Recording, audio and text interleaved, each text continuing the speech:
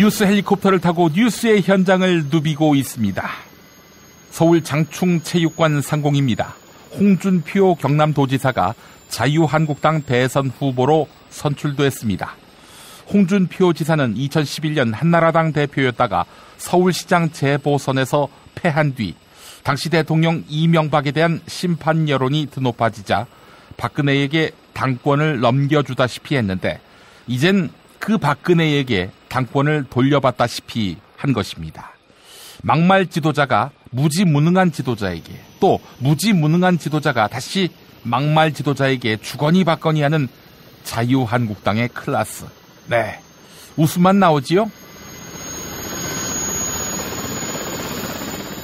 안산 단원고등학교 상공입니다. 세월호 참사로 숨진 단원고등학교 기간제 교사들에 대해 인사혁신처가 공무원 연금법상 순직으로 인정하기 어렵다는 입장을 재차 밝혔습니다. 학생 지도라는 업무의 일환으로 배를 탔는데 죽어도 순직이 아니라니. 교사가 아닌 사람에게 왜 교사 업무를 맡겼습니까? 하긴 그 배에 탄 300명은 구조할 가치가 없는 국민이 됐으니까요. 하긴 국민이 떼죽음 당해도 올림머리를 했던 사람의 탈을 쓴 악귀가 대통령을 했으니 말 다 한 거지요. 사람을 사람으로 예우하는 나라 5월 9일에 완성합시다. 중국 베이징 한국대사관 상공입니다. 김장수 주중 한국대사가 중국 정부에다가 롯데마트 영업정지를 풀어달라고 공식 요구했는데요. 당연한 요구긴 하지만 중국 정부는 자기 나라 법규를 준수해야 한다며 일축했습니다. 세월호 참사 당일 각하가 어디 계신지 몰라서 헤매셨던 분, 지금 중국이 어떤 상태인지 몰라서 또 헤매시는 모양입니다. 사고까지 경직되셨네요. 꽃꽃장수 이름답게.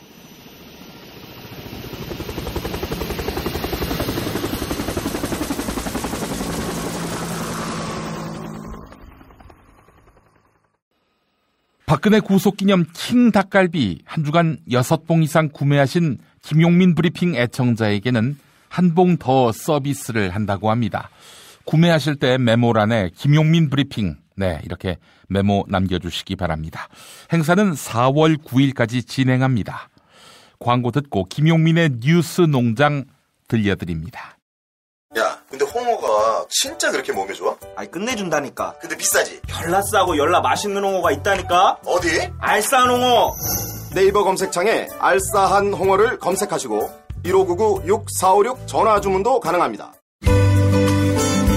노력한 만큼 내어주는 자연, 그 자연의 마음을 알기에 정성농장 홍삼.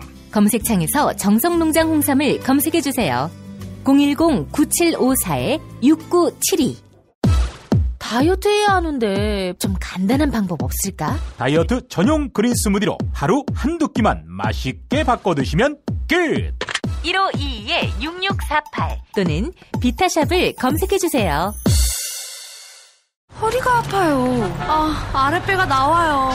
골반이 바로 서야 건강도 아름다움도 바로 섭니다. 바디로직을 입으세요.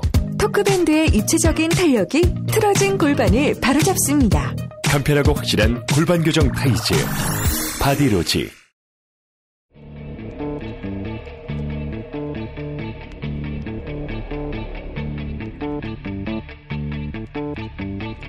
김용민의 뉴스 농장.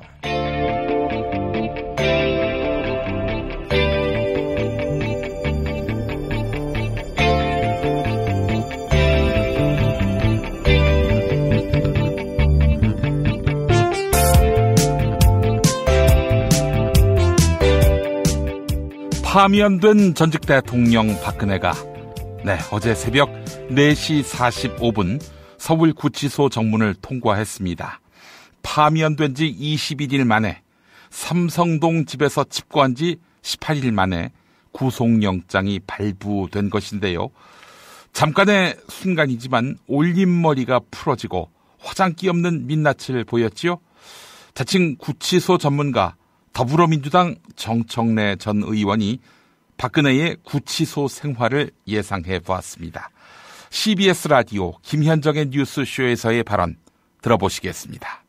자칭이라고 해야 될지 그래도 요새는 타칭도 좀 되는 것 같습니다. 이 시대의 참 예언인 더불어민주당에서 정청래 전 의원이 여기까지 오셨습니다. 자, 박근혜 전 대통령이 구속됐습니다. 네. 예. 뭐 심경이 어떨까요?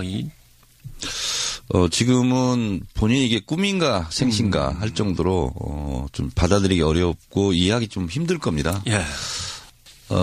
어제 영장 실질심사가 끝나고 서울중앙지검으로 한 300m 정도 이동하는 거리였지만 자동차를 탔는데 양쪽에 여성 수사관 2명이 탔거든요. 예. 그리고 중간에 가운데 끼어서 탔죠. 그때부터 아마 본인은 이게 현실이구나 그런 생각이 들었을 겁니다. 예. 가장 정말 현실이구나라는 생각을 들게 한 거는 박근혜 전 대통령의 그 트레이드 마크라고 할 수 있죠. 올린 머리가 풀어져 내려 있는 모습이 사진으로 잠깐 등장한 거였는데 머리핀을 미리 뽑았나라고 했는데 사실 머리핀은 구치소에 도착해서 신체 검사 받고 하기 전에 플라스틱 머리핀으로 바꾸고 머리끈을 지급받고 할 때 이제 풀기 때문에 아마 그것은 오랜 시간 조사를 받다 보니까 머리가 풀어지고 흘러내려서 아마 그런 사진이 찍힌 거지 머리핀을 이제 모두 제거한 건 아니겠습니다만 그래도 올린 머리에서 머리가 풀어져 내린 모습을 보니까 정말 이거 현실이구나 이렇게 실감이 되더라고요. 네, 아마 서울구치소에 들어가자마자 신체 검사를 할 겁니다. 그렇죠. 그때 사실은 다 탈의를 해야 되거든요. 네. 그 순간 아마 인생에 있어서 가장 견디기 어려운 그런 순간이 올 것이고 그리고 간단하게 교육을 받고 그리고 이제 교도관에 계호를 받으면서 그 교도관에 뒷모습을 보면서 본인이 따라가거든요. 구조도 모르고 어디로 갈지도 모르는 그렇죠. 상황에서. 그래서 이제 독방에 수감이 되면서 만감이 교차하겠죠. 네. 방의 모습이 어떤지는 뭐 이제 나중에 한번 조금씩 소식이 나오겠습니다만 지금으로서는 참 어떤 방인지 전혀 알 수가 없는 거죠. 제가 또 서울구치소를 다녀온 경험이 있지 않습니까? 그래서 구치소를 바라보고 올라가다 보면 왼쪽 편이 이제 남자 사동이고요. 오른쪽이 이제 여자 구치소인데 서울구치소는 상중하 이렇게 돼 있고요. 그래서 1, 2, 3방은 독방, 4방부터 이제 5, 6방 여기까지는 이제 혼것방이거든요. 혼것방이죠. 정상적이고 일반적이라면 그 1, 2, 3방 중에 한 방으로 갈 텐데 그러면 1.04평입니다. 1.04평? 네. 일반적이라면 그 방에 들어가게 되는데 지금 뭐 보도에 의하면 좀 한 5, 6명 혼것방을 개조해서 혼자 사용하게 된다. 그러면 아마 2평 정도 될 겁니다. 강부영 판사는 박근혜 전 대통령의 증거인멸이 우려된다며 구속영장을 발부했습니다. 전문가들은 박근혜가 혐의를 전면 부인했던 것도 영장 발부의 중요한 사유라고 이야기했는데요. 박근혜 측은 구속을 어느 정도 예상했다. 이런 분석도 나왔습니다. 전직 대검찰청 중앙수사부장을 지낸 김경수 변호사 이야기인데요. KBS 1라디오 안녕하십니까 윤준호입니다에서 했던 말 들어보시겠습니다. 이 앞서 저희들과 인터뷰했던 박 전 대통령 측 변호인 손범규 변호사가 무엇보다도 도주와 증거 인멸의 우려가 없다는 점, 이 부분을 이제 강조하겠다. 이렇게 이야기를 했는데 앞서 도주 부분은 이제 언급이 없었다고 했는데 이게 증거 인멸 부분이 받아들여지지 않은 거죠. 그렇습니다. 그 점은 그러나 이제 손범규 변호사가 그렇게 주장한 거는 변호인으로서의 전략으로서는 사실상 다른 방법이 없었습니다. 그게 가장 유력한 방법이었기 때문에 그렇게 한 건데. 근데 그 우리 박근혜 전 대통령의 입장이나 변호인들의 입장을 볼 때는 조금 그 점에서는 그렇게 치밀하지는 못했다. 이런 결과를 아마 본인들도 예상을 했을 가능성이 저는 많다고 봅니다. 법률가라면은 이 영장을 기각하기가 쉽지 않다는 것을 다 알고 있었을 겁니다. 네. 그리고 박 전 대통령과 변호인들, 특히 박 전 대통령은 앞서와 마찬가지로 13가지 혐의에 대해서 전면 부인한 것으로 이렇게 영장 신문 과정에서 전해지고 있거든요. 네, 그렇습니다. 뭐 목소리도 높였다, 뭐 이런 얘기도 있는데, 이 앞서 검찰은 박 전 대통령이 객관적으로 드러난 사실관계까지 부인하는 등 반성하지 않았다. 이 점을 이제 구속 사유로 지적하기도 했어요. 네, 그렇습니다. 영장 심사에서도 이 같은 전면 부인이 오히려 불리하게 작용했을까요? 저는 결국은 그런 영향을 미쳤다고 봅니다. 왜냐하면은 객관적인 사실들이 많이 있었습니다. 그 객관적인 사실들에 대해서 우리 박근혜 전 대통령은 어떤 입장이셨느냐 하면은 나는 몰랐다. 네. 나는 속았다. 또는 이런 입장이었습니다. 네네. 그러다 보니까 그렇다면은 대통령이 가지는 그런 아주 그 직책의 무거움이 있습니다. 네. 그 권한에 굉장히 큰 권한이 있지 않습니까? 네네. 그 권한이 크고 책임이 무거운 만큼 그 한마디 말에도 그만큼 무게가 실리고 영향력이 크다는 건데 그에 대한 인식이 약했던 겁니다. 대통령께서. 네. 그런 점에서 제3자 소위 판단하는 판사가 볼 때는 이 말이 안 맞다고 생각을 했겠죠. 네. 이 법적으로 한 번 더 이의를 제기할 수 있는 제도가 있기는 하죠. 지금은 이제 법적 절차는 그렇습니다. 구속이 된 이상은 구속 적부심이란 제도가 있습니다. 네네. 그다음에 또 좀 재판에 들어가서는 보석이란 제도도 있습니다. 네네. 그런데 현재 이 사안의 어떤 중대함이라든가 그다음에 사안의 민감성 이런 걸로 볼 때는 구속 적부심이나 보석은 사실상 해당 사항이 없지 않나 이리 생각이 듭니다. 네.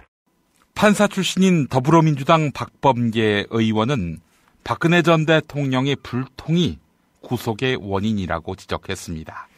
앞서 김경수 변호사의 주장과 맥을 같이 하지요. 자신의 변호사와도 제대로 된 소통이 이루어지지 않았다. 이렇게 보고 있습니다. 한편 구치소 안에서 박근혜와 최순실은 재회할 수 있을까요?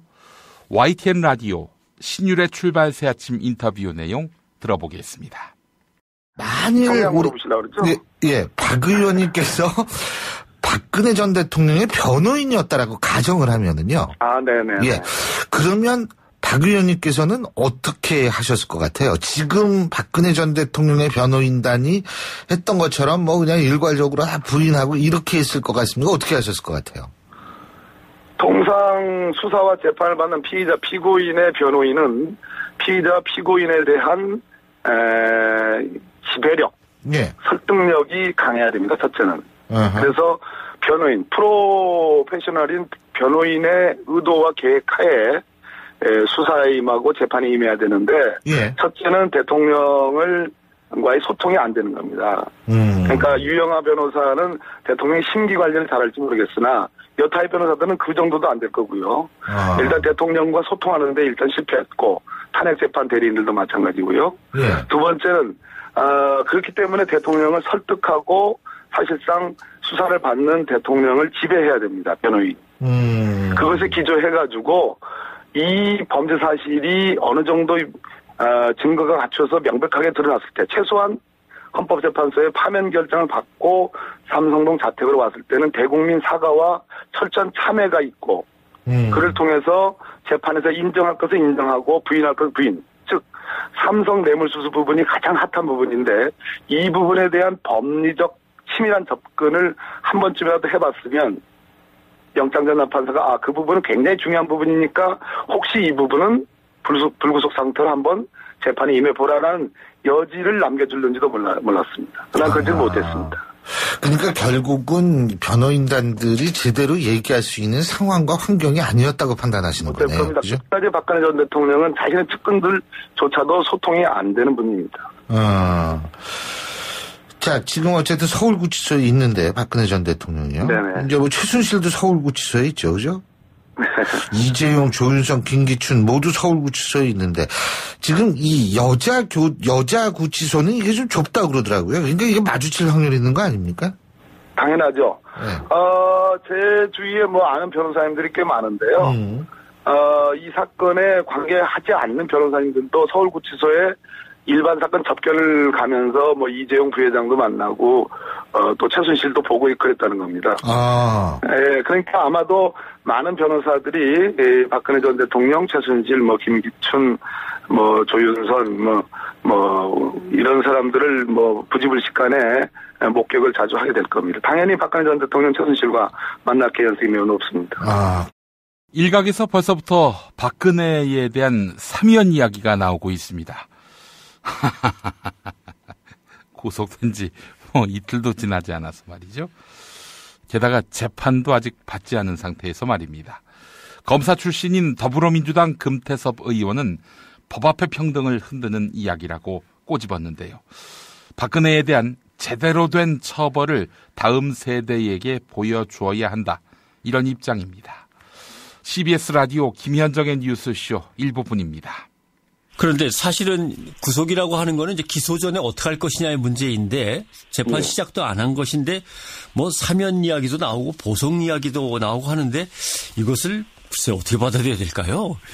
글쎄 사면 이야기가 왜 나오는지를 모르겠습니다. 이것이 박근혜 전 대통령 같은 경우에는 단순히 개인이 아니라 이제 대통령을 지내신 분인데요.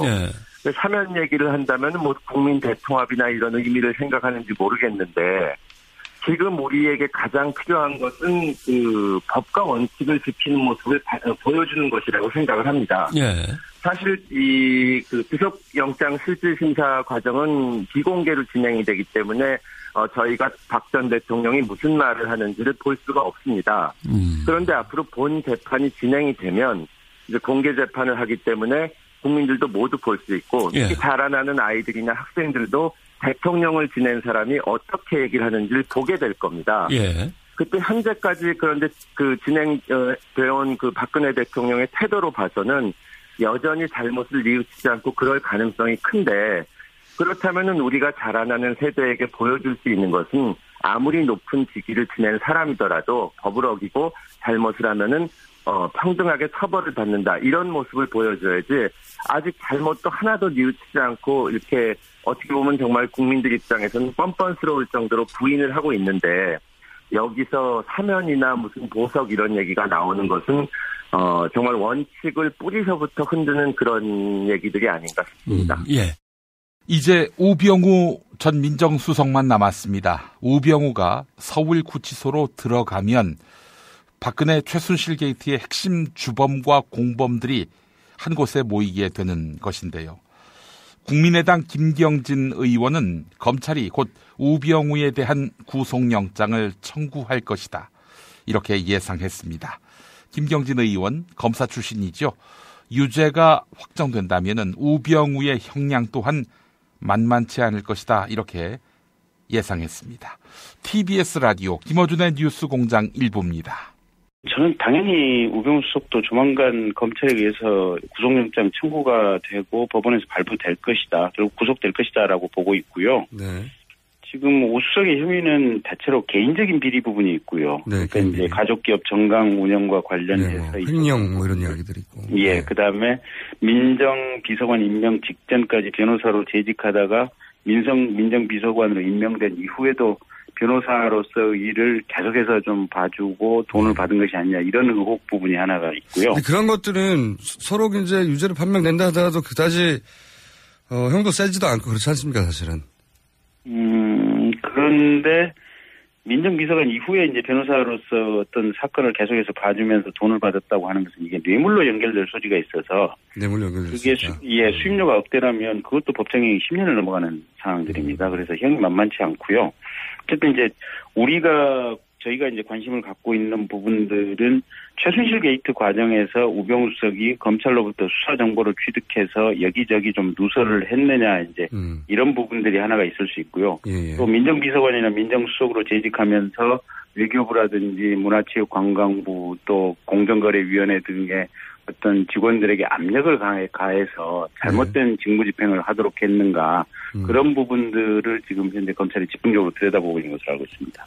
공무원 인사에 부당하게 개입을 했거나 혹은 최순실 게이트 당시의 어떤 역할 이걸 덮으려고 어떤 역할을 했는가 크게는 그 정도군요. 그렇습니다. 세월호 관련 그 수사 개입했다 이 부분은 어떻게 보십니까? 그 부분도 저희 국정조사 때 이미 나왔던 얘기들이고요. 네. 검찰도 관련자들을 지금 상당히 심도 있게 조사를 한 걸로 알고 있거든요. 네. 그 세월호 당시에 이제 해경이 구조를 정말로 이게 무능해도 그렇게 무능할 수가 없을 정도로 그런 방식으로 지금 구조 작업을 진행했지 않습니까? 네.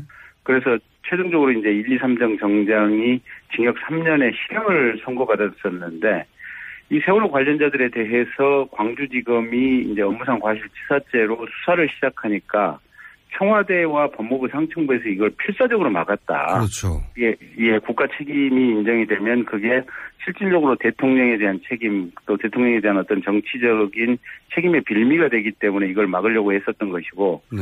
그래서 광주지검이 해경 본청을 압수수색하러 가니까 해경이 온몸을 다해서 저항을 했고, 그래서 그 과정에서 당시 민정비서관이던 우병우 수석이 이게 해경에 전화를 해서 또 검찰에 전화를 해서 압수수색하지 마라 라고 압력을 행사했던 부분이 하나가 있습니다. 정권 교체를 함께 염원하는 직원들로 똘똘 뭉친 판촉물회사 네피알로 삼행시 갑니다. 내가 아는 사업이나 행사를 PR하기 위한 알짜배기 판촉물 회사. 선물, 기념품, 답례품을 구하신다면 우리 편 회사 네피알을 찾아주세요. 3만 가지가 넘는 물품을 대기해 놓고 있습니다. 네피알로 인터넷 검색창에 입력하시거나 032-519-4800으로 연락주세요. 카카오톡 아이디는 네피알입니다. 팟캐스트 듣고 연락주시면 더 깎아드립니다. 현대인의 몸에 있는 독, 어떻게 치유할까요? 장봉근 아로니아는 자연에서 답을 찾았습니다. 아로니아라는 열매에 몸의 노화나 질병을 예방해주는 강력한 효과가 있습니다. 남녀노소 누구에게나 건강을 드리는 장봉근 아로니아. 폴란드산 야생 100% 아로니아를 국내 최초로 도입해 만들고 있습니다. 아로니아 안토시아닌이 혈관을 보호하고 혈관의 혈전을 억제시키는 효과가 있는 것으로 검색창에서 장봉근 아로니아를 찾으시고 전화 문의는 1522-1194로 하시면 됩니다. 안녕하십니까. 문재인입니다. 안녕하십니까. 안철수입니다.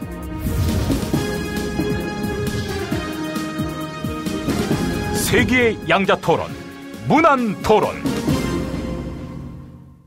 네, 오늘도 문님과 안님 나오셨습니다.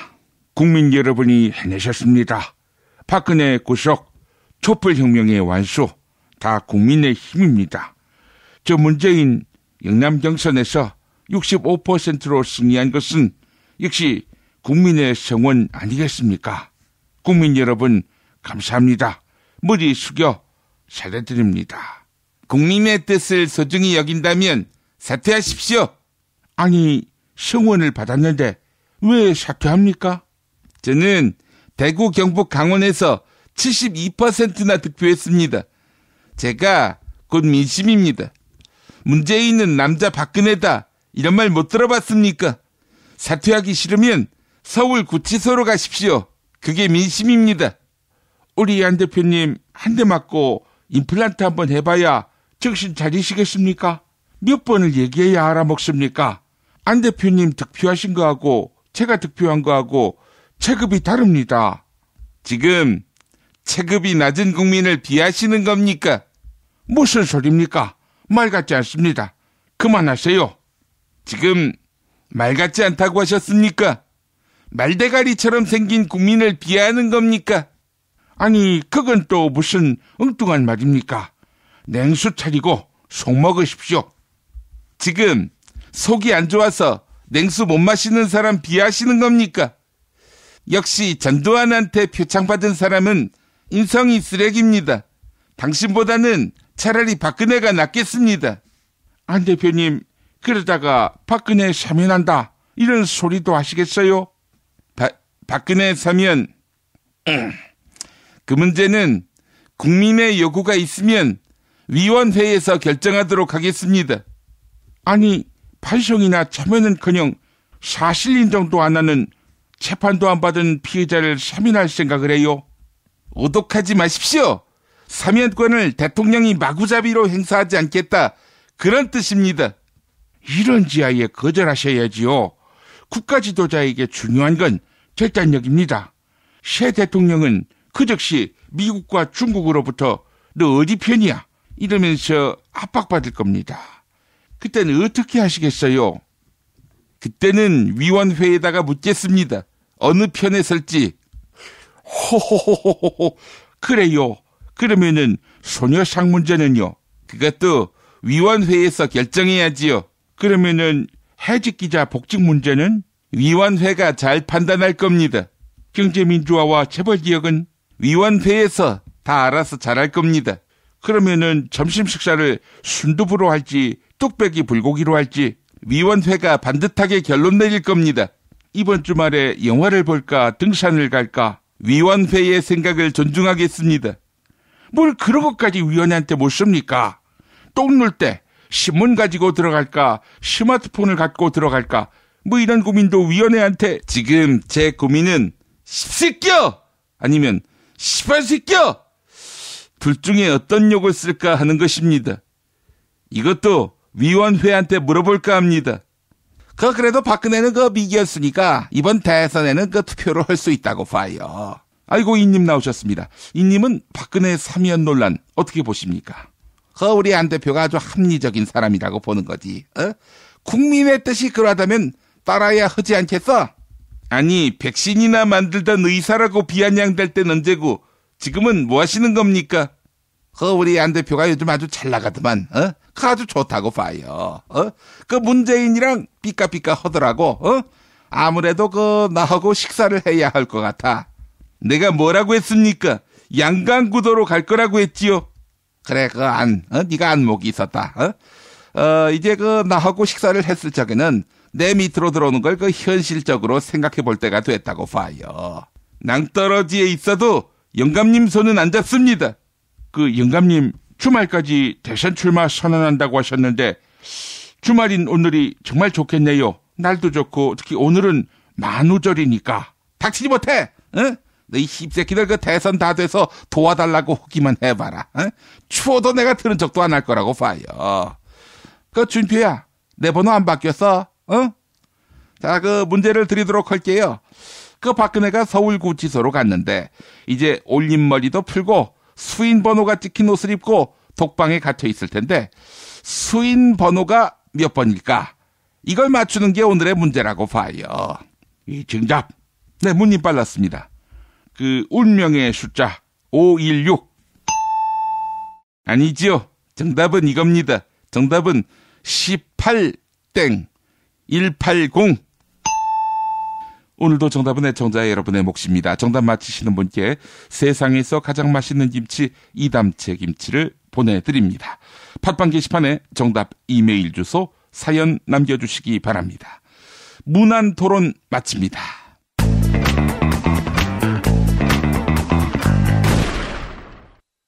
박근혜 왜 저러지? 문재인, 김무성, 안철수는 또 왜 저러지? 뉴스로는 알 수 없는 진짜 정치 현장 이야기. 한겨레 정치팀 기자들이 취재 수첩을 낱낱이 공개합니다. 본격 정치관찰 팟캐스트. 언니가 보고 있다. 팟빵에서 언니를 검색하세요. 한겨레 정치바 김태규 기자의 오빠도 보고 있다. 김태규 기자 만나겠습니다. 김 기자님. 네, 안녕하세요. 예.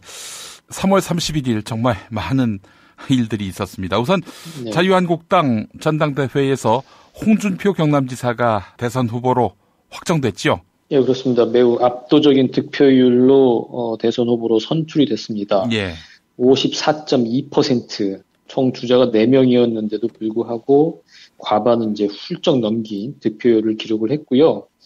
2위는 친박 꼴박 후보인 김진태 의원 19.3% 2위였고요. 그다음에 불사조 피닉제 이인재 전 의원이 14.9%를 기록했고 예. 김관용 경북지사는 11.8%였습니다. 아이고 홍준표 영원한 비주류 홍준표가 최근까지 여당이었던 거대 정당에서 대선 후보가 됐군요. 홍준표 지사 사실 불과 탄핵 초기 국면만 해도 지지율이 거의 나오지 않았는데 2심에서 이제 무죄가 나오면서 대선 행보를 시작했고 그때부터 피치를 올렸어요. 물론 반기문, 황교안, 자진 낙마 그것이 큰 원인이 됐겠습니다만은. 그렇습니다. 이 카드 자체가 없는 상황이다 보니까 그렇게 되면 이제 인지도 싸움이거든요. 일단 홍준표를 모르는 사람은 없으니까요. 하도 이제 예전부터 말도 심하게 하고 이런저런 저격수로서 이름을 날려서 그렇기 때문에 지금 재판을 받는 상황. 2심에서 무죄를 받긴 했지만 1심에서 또 유죄 아니었습니까? 예. 그리고 이 사안 자체가 상당히 좀 복잡 미묘한 사안이어서 대법원에서 무죄가 유지된다는 그 보장도 없는 매우 불안정한 지위에 있는 형사 피고인입니다. 그런 사람을 대선 후보로 뽑을 수밖에 없는 어떤 자유한국당의 궁박한 처지를 이제 보여주는 거고요. 예. 오늘 그 손학규 캠프의 김유정 대변인이 이런 얘기를 했어요. 예. 대법원 판결을 앞둔 사람이 대선 후보로 선출이 됐다니 참 측은지심이 느껴진다. 예. 차라리 후보를 안 내는 게 국민에 대한 도리 아니었냐. 이렇게 이제 넌지시 네. 훈계를 하기도 했는데 어쨌든 그 자유한국당의 궁박한 처지 그리고 며칠 전에 누가 그랬죠. 노회찬 의원이 그랬던가요. 그 홍준표라는 사람이 대선 후보가 된 것 자체가 자유한국당이 망했다는 뜻이다. 망한 당이라는 뜻이다. 예. 그 표현이 아주 적절한 것 같습니다. 예, 예. 아, 그렇군요. 대선 전국에 별 변수가 못 될 것이다. 이렇게 보는 견해겠죠? 예, 대선 전국에는 별 변수는 되지 않을 텐데, 상당히 대선판을 지저분하게 할 가능성이 굉장히 크죠. 예, 예, 이게 지금 지지율이 많이 나면 좀 두 자릿수 이제 나오기도 하고 그럴 텐데요. 그리고 제2당, 원내 2당의 대선 후보 아니겠습니까? 그렇죠. 대접을 안 해줄 수가 없는 상황인 거고, 그러면, 대선 후보 토론회는 나올 것이고요. 그렇죠. 네, 거기서 또 이 거침없는 발언들로 다른 후보들 뿐만이 아니라 듣고 있는 국민들도 상당히 좀 피곤하고 짜증나게 할 가능성이 높다. 그렇게 봐야 할 것 같습니다. 박근혜가 감옥 간 날 자유한국당의 대선 후보가 됐단 말이죠. 보수 결집 가능성 얼마나 된다고 보세요? 글쎄요. 이게 파면 결정이 났던 예. 그 당시랑 비교를 해도 예.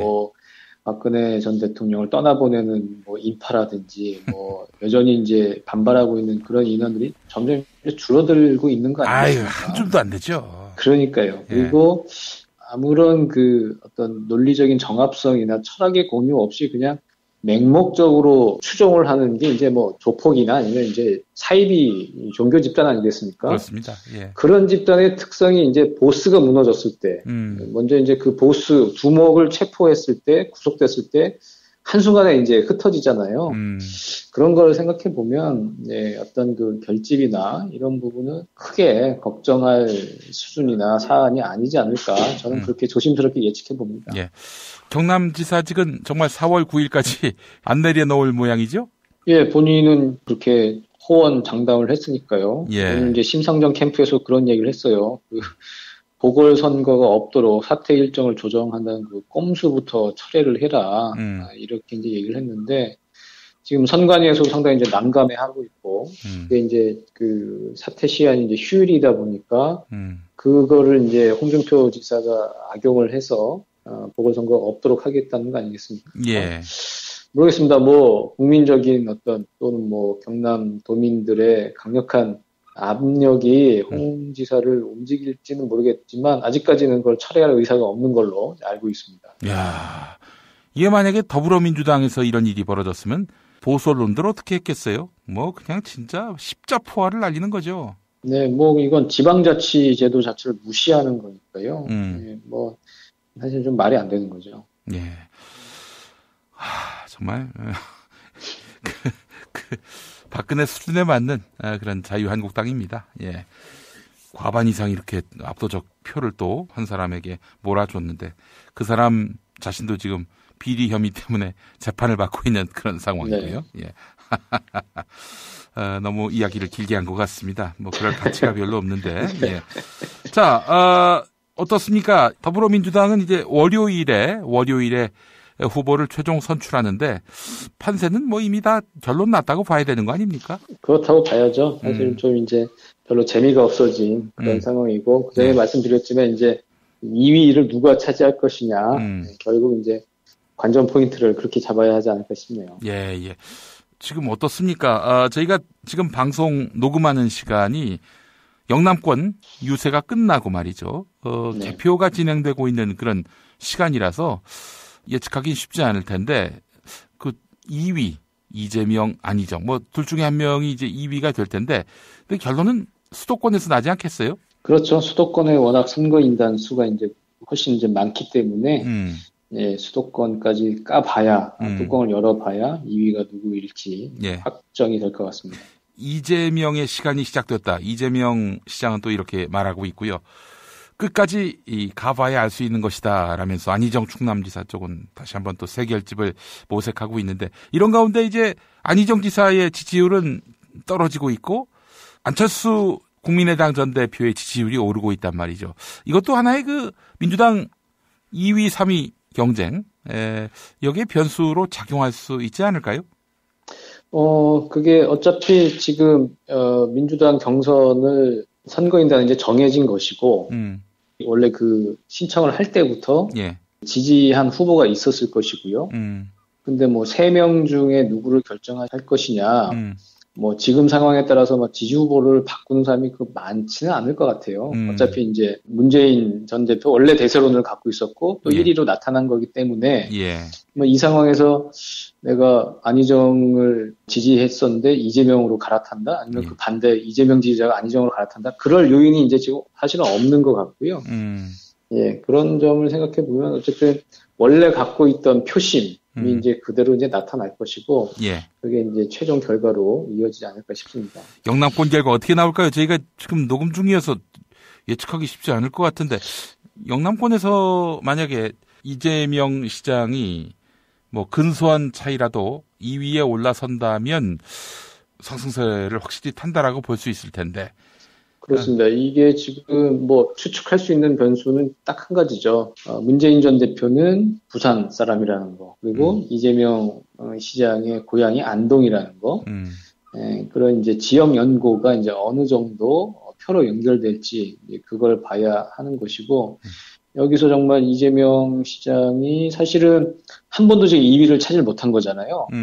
호남에서 이제 근소하게 이제 붙긴 했지만 이제 3위였고, 계속 이제 3위에 이제 머물러 있는 건데, 그래도 지역 연고가 있는 영남에서 만약에 2위로 올라선다면 수도권 대결이 흥미진진해질 수 있겠죠. 그래요. 한번 그 귀추가 주목되는 그런 결과고요. 홍준표 지사가 수락연설에서 그런 말을 했다고 하는군요. 독고다이로 대통령 후보 된 사람은 저밖에 없습니다. 라고. 그게 뭐 자유한국당의 수준을 말해주는 것이기도 하고 뭐 자랑할 일은 아닌 것 같습니다. 중간에 들어온 이야기였습니다. 참, 이 형님 완전히 지나친 서민적 풍모입니다. 자, 지금 대선 가상 대결 결과들이 속출하고 있는데요. 동아일보를 보니까 말이죠. 양자 대결. 그러니까 뭐 안철수 전 대표가 자유한국당 뭐 그리고 바른정당까지 다 끌어안아서 단일 후보가 되면은 문재인 더불어민주당 후보와 오차 범위 안에서 각축을 벌이는 것으로 나타났다. 이런 결과가 나왔단 말이죠. 이거 어디까지 신뢰하세요?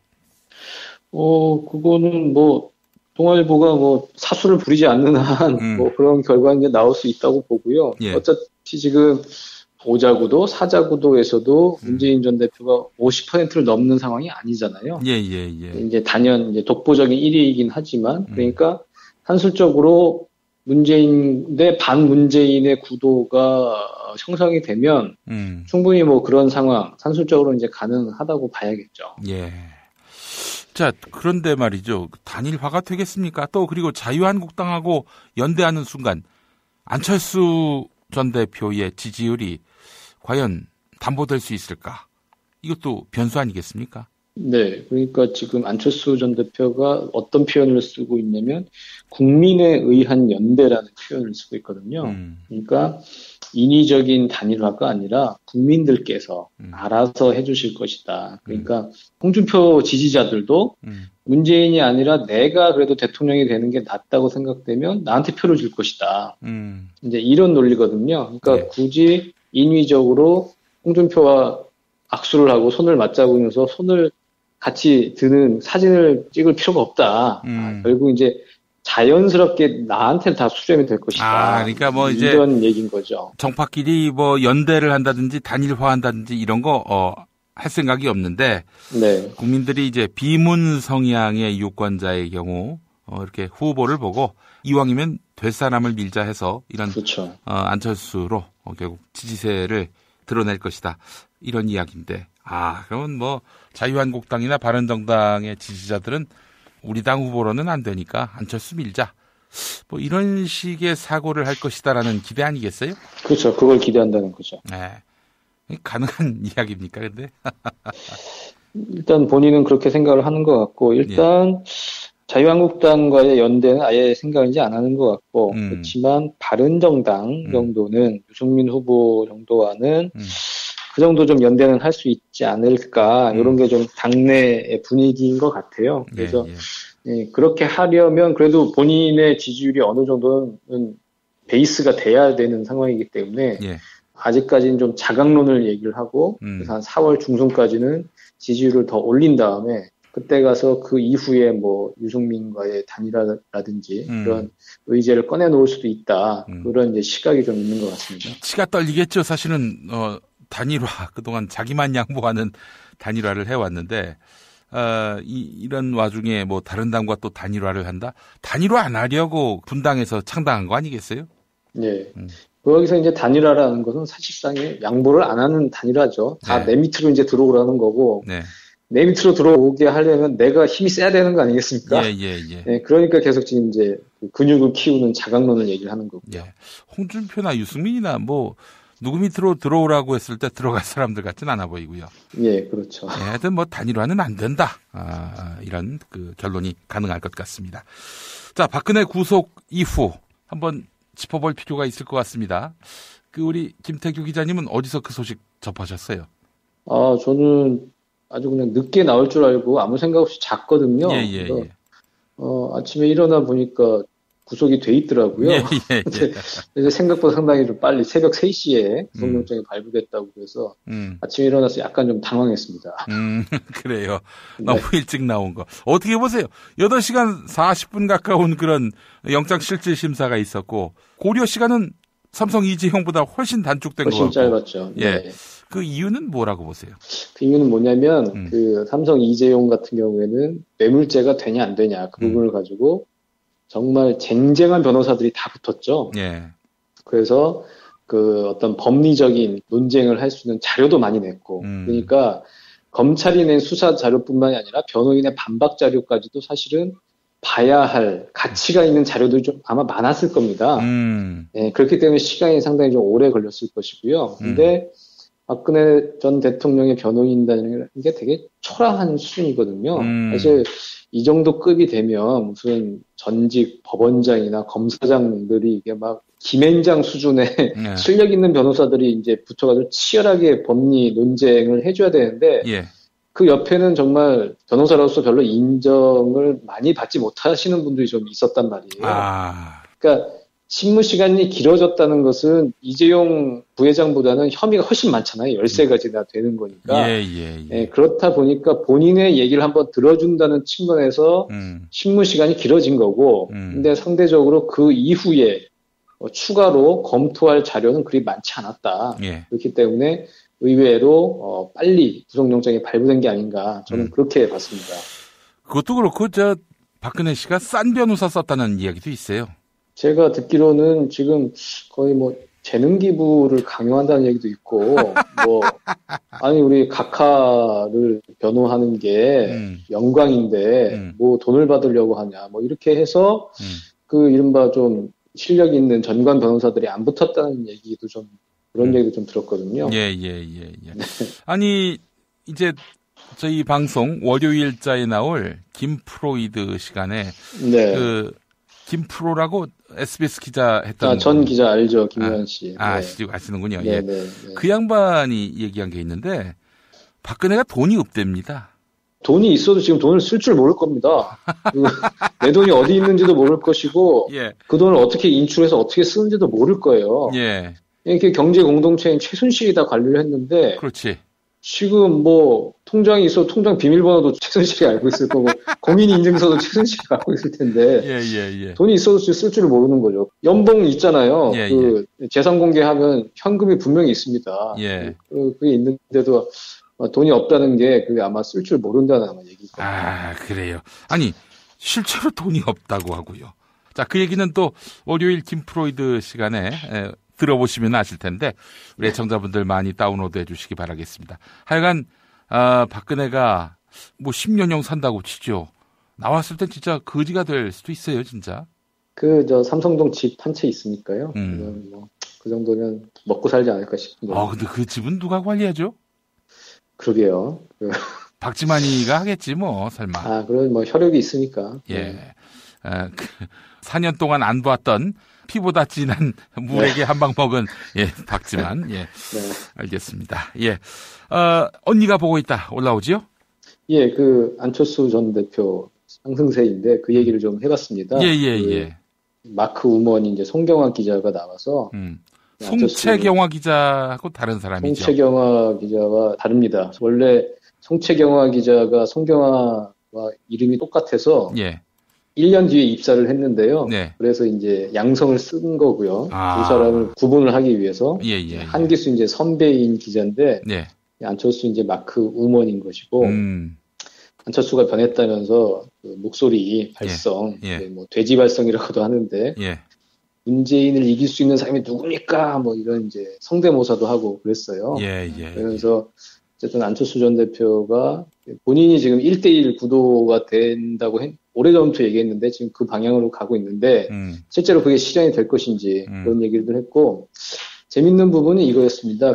어쨌든 안철수가 박지원의 아바타다. 이제 그런 얘기들이 많은데 정말 실제로 어떠냐, 어떻게 될 것 같냐.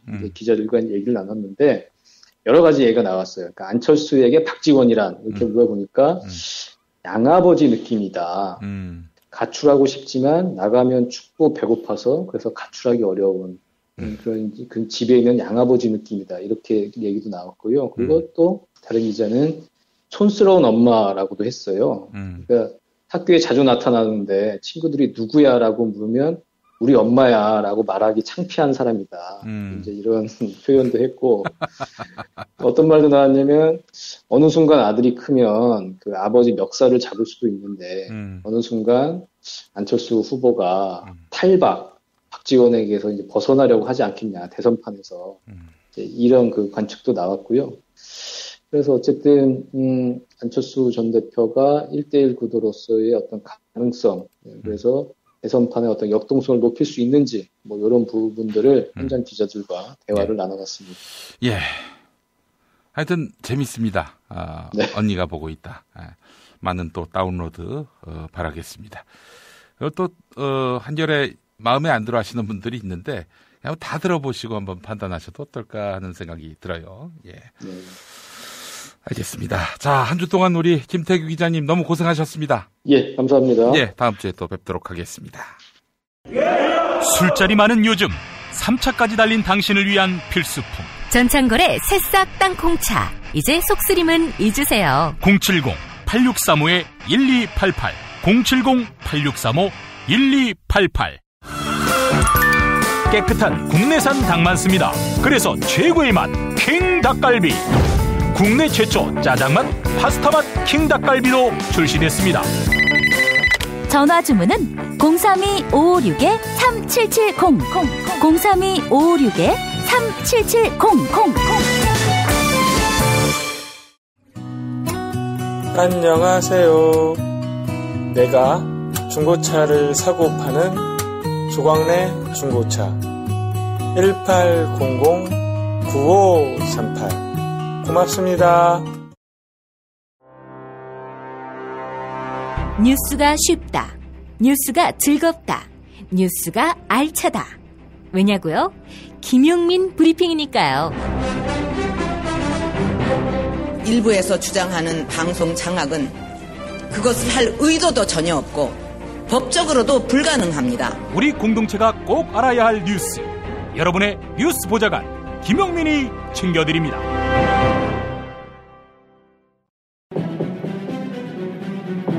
대한민국 대청소. 녹색당 대변인 지냈고 구미시 의원을 지낸 시사평론가 김수민 씨 연결돼 있습니다. 자, 김수민 평론가 나와 계시죠? 끝이 아닙니다.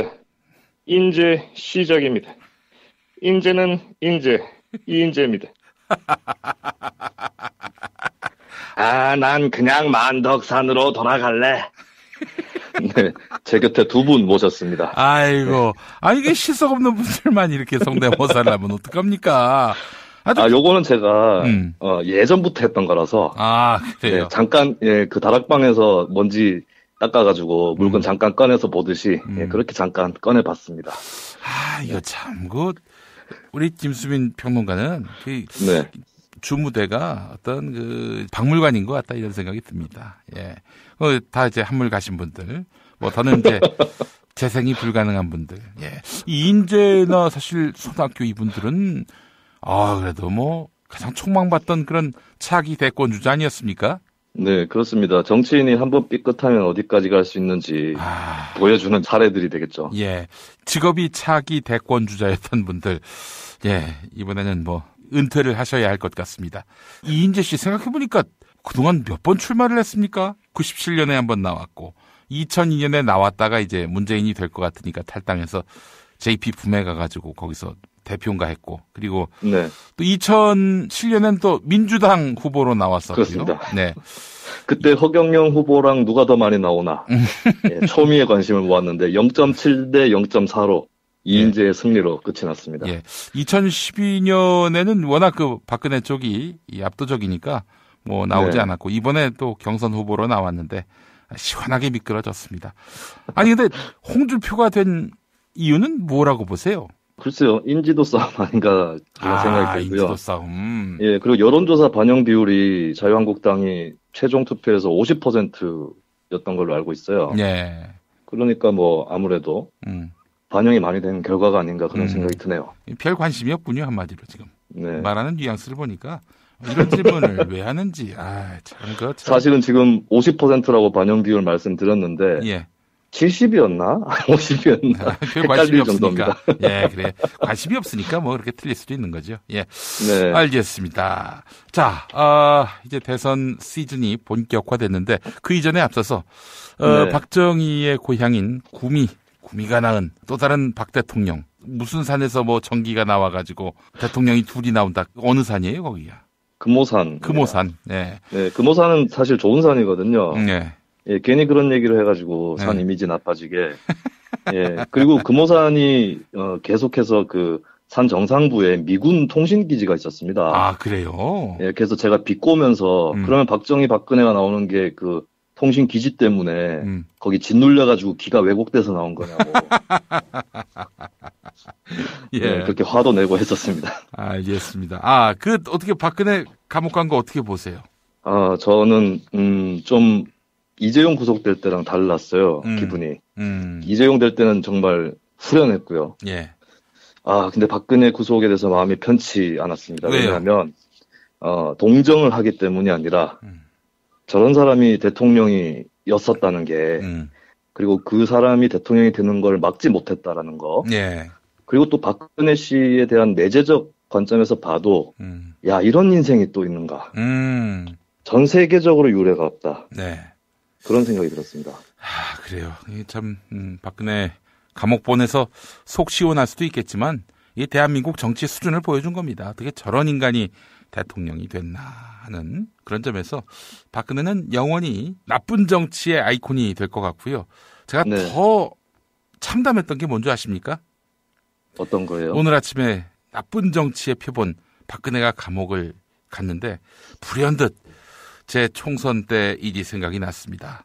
네. 박근혜가 제 지역구에 와가지고 애들 교육에 도움이 안 되는 후보라고 저를 지목한 거예요. 네. 예. 네네. 저 인간한테 내가 애들 교육에 도움이 안 된다. 이런 얘기를 들을 정도니, 이거 정말 민망하고 참담해서 말이죠. 예. 네. 오늘 교육 얘기하신다고? 네, 대한민국 대청소 교육에 대한 얘기를 사실은 다른 주제를 준비하려고 하다가 예. 오늘 부랴부랴 구속 모습을 보면서 준비를 또 해봤습니다. 좋습니다. 네, 박근혜와 그 일당들 보면 참 교사라는 생각이 들더라고요. 네, 반면 교사. 티처 네. 할 때 교사가 아니고. 네. 타산지석하고 비슷한 의미죠. 예. 이 보면서 앞으로의 교육이 어떻게 가야 되는지 이걸 짚어보게 되더라고요. 박근혜를 통해서 거꾸로 만들어 본 대안, 네, 이런 것들을 오늘 한 3가지 정도 말씀을 드려보도록 하겠습니다. 예. 박근혜 미스테리가 있는데요. 박근혜는 정말 멍텅구리인가? 네, 어떻게 생각하세요? 꼭 그런 것 같진 않아요.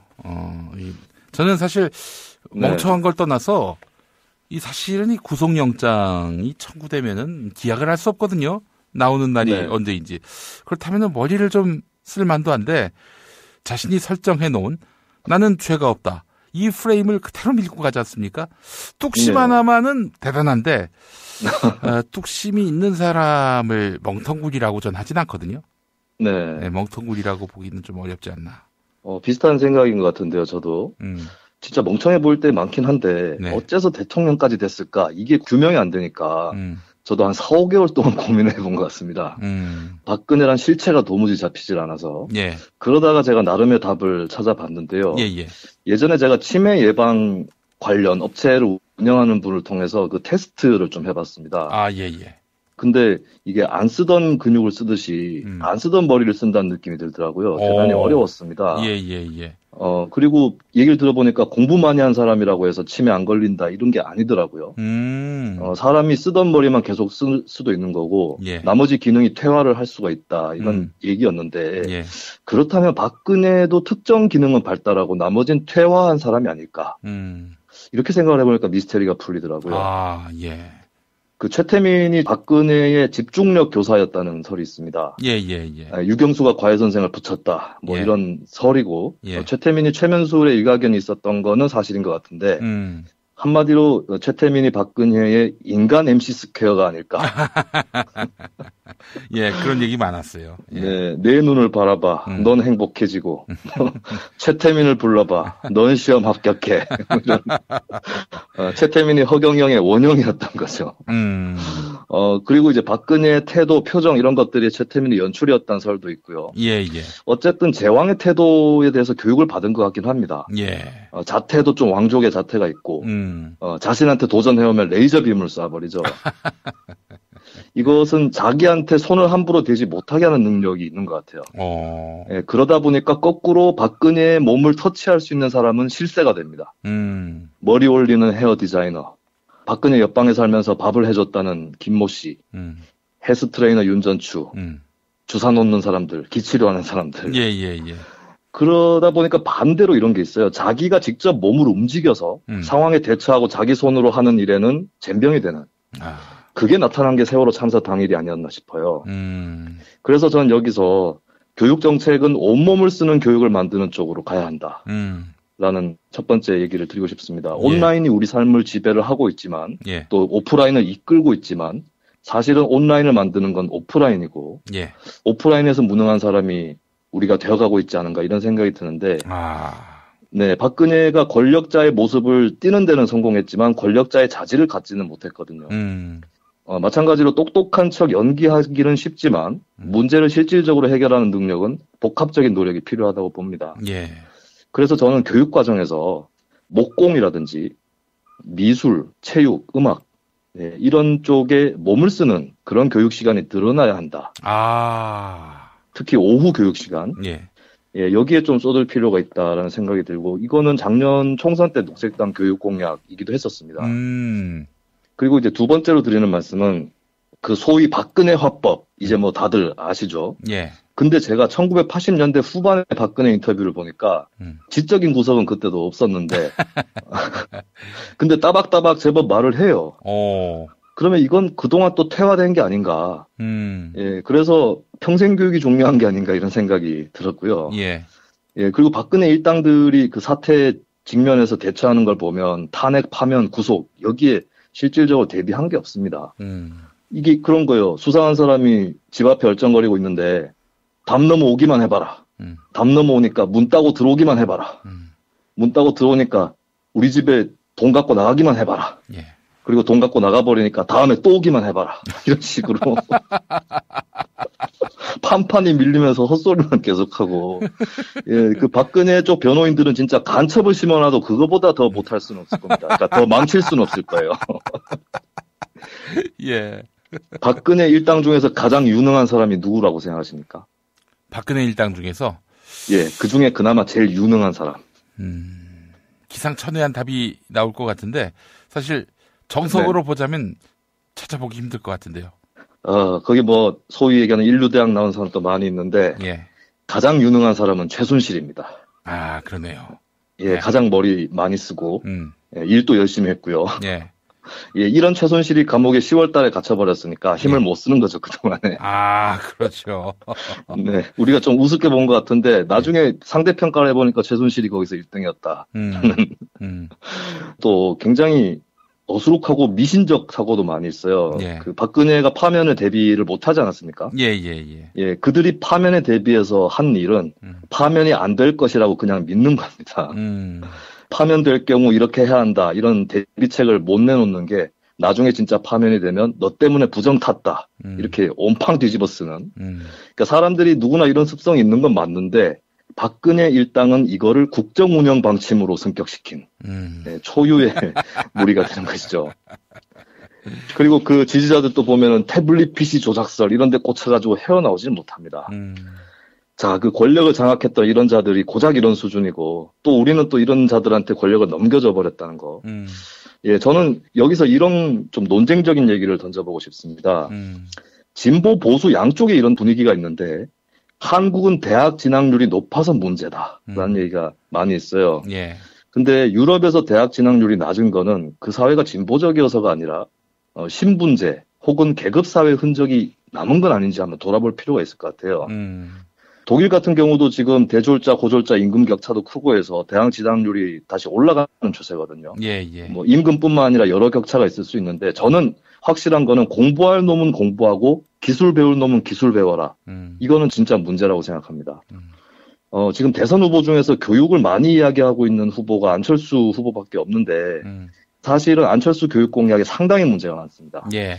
툭하면 얘기하고 있는 4차 산업혁명 거기에 오히려 안 맞는 얘기를 하고 있는 게 안철수 후보가 그 학제 개편 얘기를 하면서 10대 후반쯤에 진로 탐색 과정을 둔다라고 했어요. 예, 여기까지는 괜찮다고 생각할 수 있는데 보니까 이게 이분화되어 있습니다. 사람의 진로가 일할 사람과 공부할 사람 진로로 분리되어 있는 거예요. 네, 근데 저는 이렇게 생각합니다. 권력 잡은 사람이 유능해지기 위해서건 아니면 무능하고 사악한 자들에게 지배당하지 않기 위해서건 배움은 끝이 없다라는 생각을 합니다. 그리고 대학 교육이 전문 교육인가 시민 교육인가 이게 쟁점인데 저는 대학 교육은 시민 교육 공통 과정이어야 한다고 보고 있습니다. 공부에 관심 없는 사람이 먹고 사는데 지장 없도록 만들어주긴 해야지만 저는 궁극적으로는 다들 공부에 관심을 갖고 계속 할 수 있도록 도와줘야 된다고 보고 있고요. 저는 그렇지 않으면 불평등이 세상을 지배할 것이라고 봅니다. 교육 과정을 전반적으로 유연하게 만드는 동시에 교육 과정은 좀 충분하게 길게 잡아줄 필요도 있다. 적어도 기술 배울 놈은 빨리 기술 배워라. 그냥 먹고 살아라. 이런 말은 이제 좀 안 들었으면 좋겠고. 예전에 말이죠. 저희 그 고등학교 다닐 때 그 3학년에 직업반이라고 있었어요. 그래서 이제 대학 진학에 대해서 생각이 없는 학생들을 거기다 몰아넣고 그냥 뭐 한마디로 얘기해서 취업에 집중하는 뭐 그런 반으로 특성화한다는 건데 근데 이제 거의 슬럼화가 됐어요.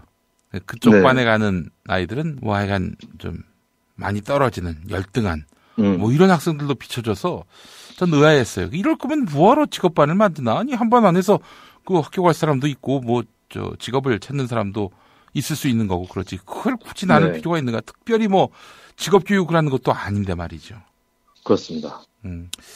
그런 좀 답답함이 있었는데 안철수 전 대표는 그게 좋은 모양이죠. 근데 그게 실질적인 직업 교육이 되더라도 저는 문제가 저는 일례로 전문 고등학교와 일반 고등학교도 저는 통합해야 된다고 봐요. 네, 그래서 뭐 인문계, 실업계 이런 구분이 아니라 기술도 배울 만한 게 있으면 누구나 공통적으로 배워놓으면 좋고요. 예. 네, 그래서 교육 과정을 그렇게 분리시키는 것은 오히려 인간들을 분할하고, 그렇지. 더 교묘하게 지배하는, 네, 그런 것이 되기 쉽기 때문에 저는 진보 진영에서도 사실은 대학 진학률을 낮춰야 한다라는 주장들이 많이 나오는데, 예. 저는 이거는 시대에 오히려 맞지 않는 공약이고 안철수 후보도 같은 우를 범하고 있다. 네, 그렇게 봅니다. 아유, 참 우리 철수 형님 보면은 전에 이름만 되면 알만한 그런 해직 기자가 그런 말씀을 하셨어요. 네. 선무당이 사람 잡는다고. 아하, 네네. 큰일 날 양반이라고 얘기를 했던 기억이 나는데, 뭐 지금은 네. 많이 좋아졌겠죠? 근데 문제가 이제 교육 공약을 내놨던 거에 대해서 사람들이 주목을 많이 해줬어요. 근데 하필이면 그거에 좀 방향이 잘못된 것을. 네. 그리고 사실은 안철수 후보만 교육을 얘기를 많이 하고 있거든요. 예. 그래서 좀 다른 후보들도 분발해서 여러 가지 교육관들이 좀 부딪히는 대선이 돼야 될 것 같고. 그렇죠. 그렇습니다. 예. 네. 그리고 이제 끝으로 세 번째 있는데요. 경쟁교육 철폐 이야기를 할 수밖에 없습니다. 예. 경쟁에서 승리한 인간들, 김기춘, 우병우 이런 인간들이 비윤리적이라는 건 분명히 확인을 했고. 예. 이런 인간들을 꼭대기로 올려주면서 수많은 사람들이 학교에서 쓸데없이 고생을 했다고 봐요.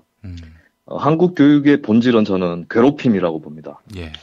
공부를 잘할 수 있도록 돕는 게 아니라 공부를 못하도록 유도를 합니다. 그리고 이 가운데서 강자의 원리에 철저히 복종하면서 남을 밟을 능력 있는 사람이 출세하기 쉽습니다. 저 같은 경우도 사실 그 수학이랑 과학 쪽은 반포기자였어요. 네, 근데 제가 살아보니까 예. 이게 필요하더라고요. 그냥 콩나물값만 계산할 줄 알면 되는 그런 게 아니고. 네. 제가 또 그 녹색당을 하다 보니까 과학 공부도 어느 정도 해야 되고. 그렇죠. 환경에 특화된 네. 당이니까. 예. 예. 그리고 수학에 나오는 사고방식들도 필요합니다. 보통 수학 1단원에 보면 집합, 조건 이런 게 나오잖아요. 예.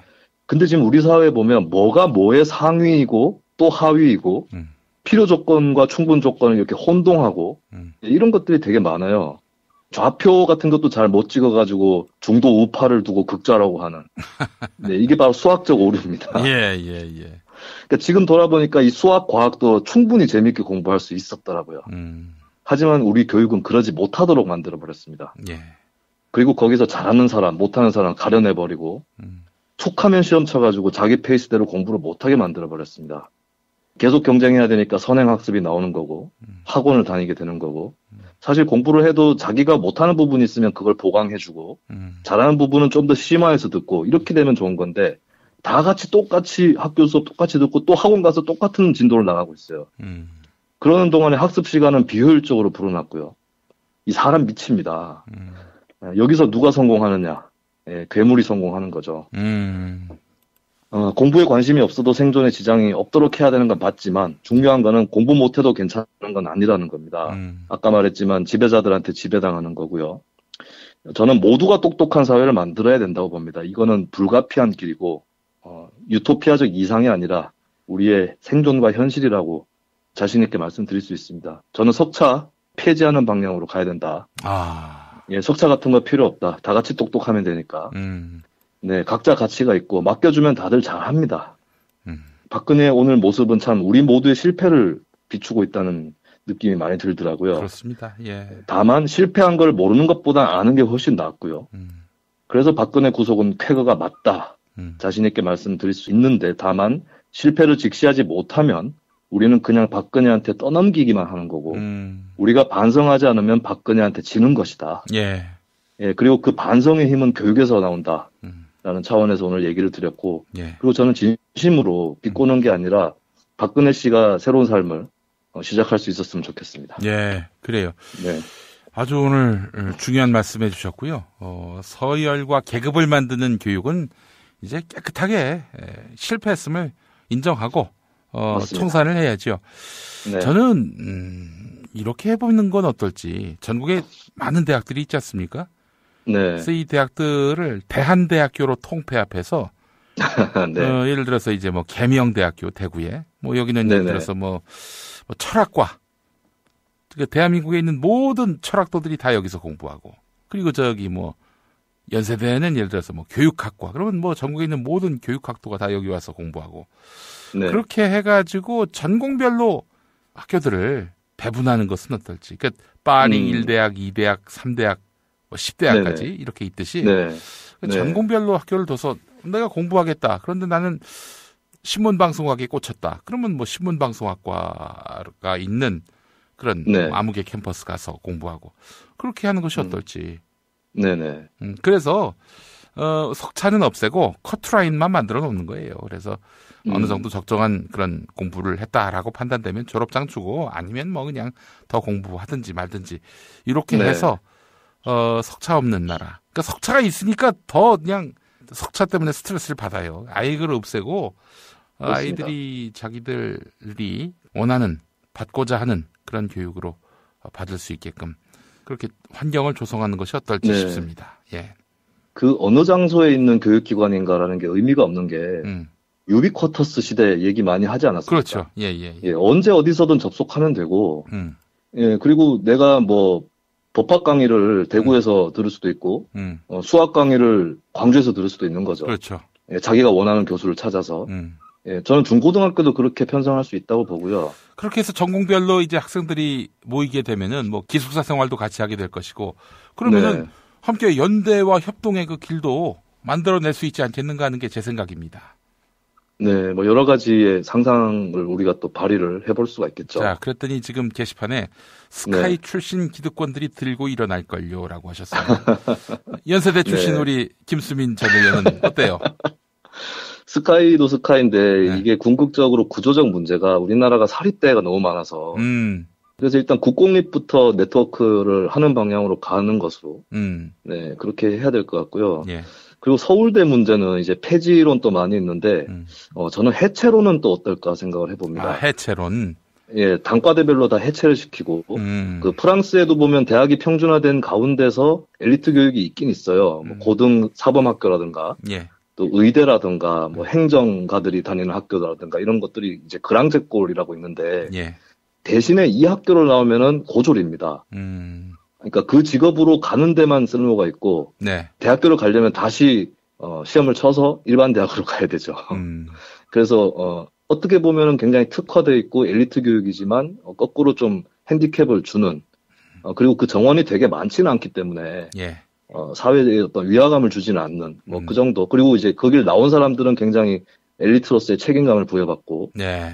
예, 그래서 그 프랑스의 어지간한 지식인들이 그 고등사범학교를 나온 경우들이 대단히 많습니다. 예. 좌파 지식인도 그렇고요. 예. 뭐 그런 식으로 접근을 해볼 수도 있겠다. 뭐 그런 생각이 들어요. 우리 김수민 전 의원은 학부만 나오셨죠? 네, 그렇습니다. 예. 저는 이제 자랑하시려고 그러죠. 아니 뭘 자랑을 해? 내가 자랑할 게 뭐가 있어? 박사라고. 아니 그게 아니라 뭐 사실 그 얘기를 하는 건데 전혀 다른 맥락의 자랑이 아니라 네. 저는 그렇게 생각하지 않았는데 그 강남대를 들어갔더니 뭐 지금도 저 일베 이런 데서는 지잡대 나왔대요.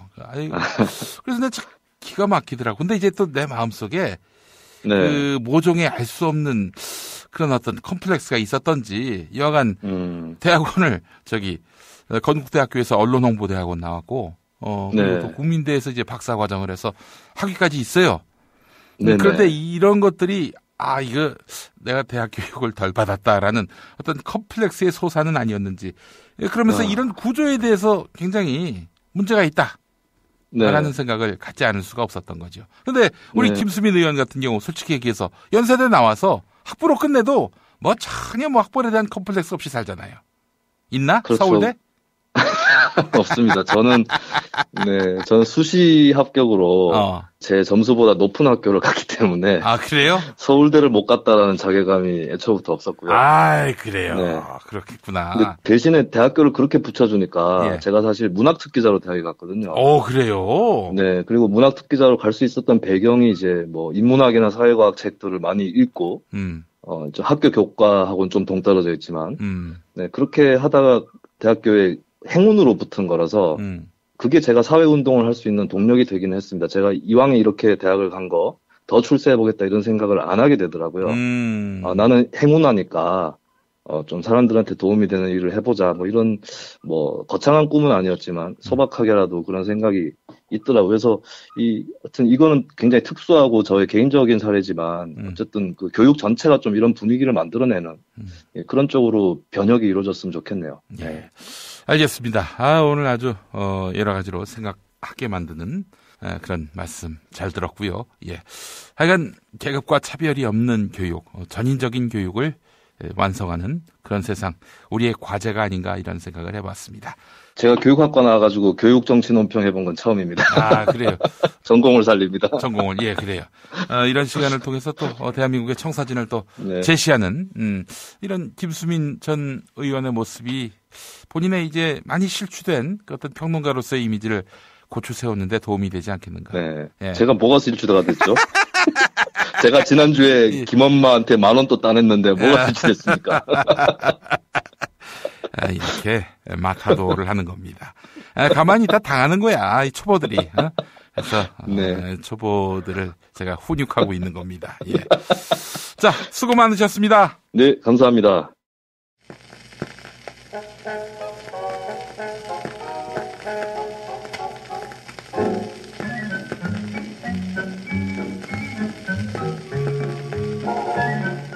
김용민의 축구박스입니다. 전인권 씨, 작년 11월 19일 서울 광화문 광장에서 열린 박근혜 퇴진 4차 범국민 행동 촛불 집회에 나섰습니다. 이 사실을 세계가 지켜보고 있다. 박사모와 싸우지 말라. 혹시 박사모가 한 대 때리면 그냥 맞아라. 민주주의를 지키기 위해 맞은 사람은 무지 많다. 박사모가 뭐라고 하면 내내 이러고 말아라 라고 말했습니다. 세계에서 가장 폼나는 촛불 시위가 되게 합시다. 전인권 씨의 이 말은 촛불의 지표가 됐습니다. 그리고 평화혁명으로서 촛불을 완성시켰습니다. 상록수 걱정 말아요 그대에 이어서 전인권 씨가 이 노래를 불렀습니다. 바로 애국가입니다. 60만 촛불이 일렁이는 가운데 불렀던 애국가. 박근혜가 구속된 마당에 이 노래가 듣고 싶었습니다. 함께 불러보시죠. 상식이 회복되는 자랑스러운 민주공화국 대한민국의 애국가를.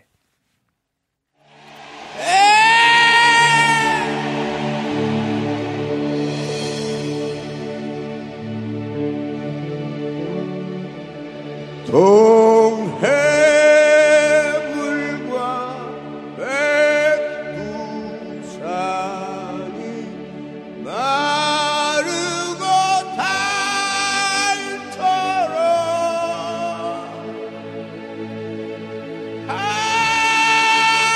하느님이 보호하사 우리나라만